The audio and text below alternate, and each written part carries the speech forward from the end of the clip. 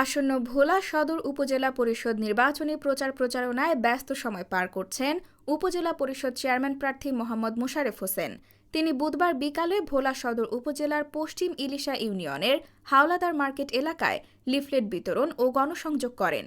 উপজেলা পরিষদ চেয়ারম্যান প্রার্থী মোহাম্মদ মোশারেফ হোসেন বলেন, প্রতিটা ইউনিয়নে আমি সফর করি এবং লিফলেট বিতরণ করি।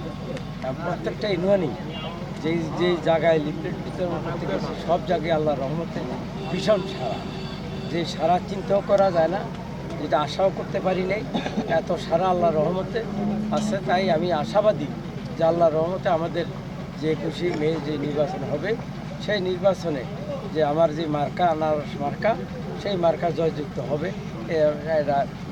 এই জয় সুনিশ্চিত আশা করি। দিন যতই ঘনিয়ে আসছে ততই জমে উঠছে ভোলা সদর উপজেলা পরিষদ নির্বাচনের প্রচার প্রচারণা।